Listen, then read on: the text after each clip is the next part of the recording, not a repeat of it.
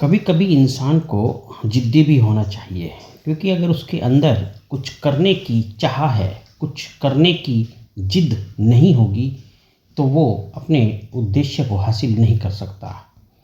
हर बात में जिद ज़रूरी नहीं, लेकिन अपने उद्देश्य के लिए जिद बहुत ज़रूरी है। अर्थात एक सनक होनी चाहिए, एक जुनून होना चाहिए, जिसको आप जिद कह सकते हो। सन की व्यक्ति बहुत कुछ कर सकता है। सन की व्यक्ति यूजुअली लोग उन्हें पागल कहते हैं, क्योंकि वो अपने काम में इतने व्यस्त रहते हैं, अपने काम में इतने खोए रहते हैं कि उन्हें दूसरों की परवाह नहीं रहती। और जब लोग दूसरों की परवाह किए बिना अपने उद्देश्य को हासिल करने के लिए रात दिन एक धुन में खोए रहते हैं, तो लोग उन्हें जिद्दी, सनकी, पागल नाम देते हैं। लेकिन मेरे दोस्तों, भूलो मत, ऐसे व्यक्ति ही बहुत खास करते हैं, जो बहुत बुद्धि का यूज़ करते हैं।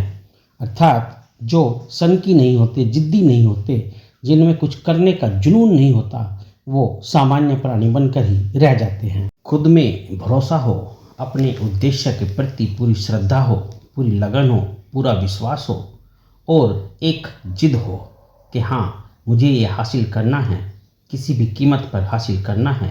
फिर चाहे मुझे अपने कितने भी आराम क्यों न त्यागने पड़े, मुझे अपनी आलस्य को क्यों न त्यागना पड़े, मुझे कितना भी डिसिप्लिन ना होना पड़े, जब तक ये जिद नहीं होगी तब तक वो टारगेट जो आपने देखा है, जिसके प्रति आपका एक सपना है, वो पूरा नहीं हो सकता, उसे आप हासिल नहीं कर सकते। तो मेरे दोस्तों, जिद बुरी नहीं होती है।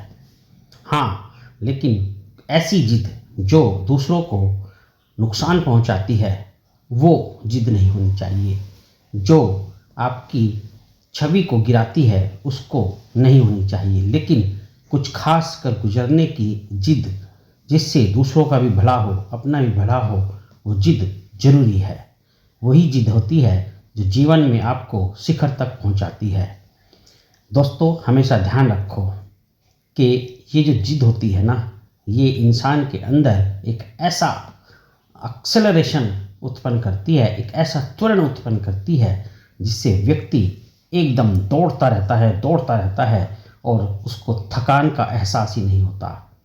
तो इसीलिए ये चाहत अपने उद्देश्य के प्रति और ये जो जिद होती है, यही एकमात्र ऐसा रास्ता है जो बिना किसी साधन के होते हुए भी इंसान अपने शिखर को प्राप्त कर लेता है। तो दोस्तों, मेरी बात पर विचार ज़रूर करना, सोचकर ज़रूर मुझे बताना कि क्या ये जिद होनी चाहिए या नहीं होनी चाहिए। चलिए, इसी के साथ मैं आपसे विदा लेता हूँ और ईश्वर से आप प्रार्थना करता हूँ कि आप अपने टारगेट को पाने में हमेशा सफल रहें, हमेशा खुश रहें। ईश्वर आपको सारी सुख और समृद्धि प्रदान करे। चलिए, अपना ध्यान रखना। आपका दिन बहुत बहुत शुभ हो।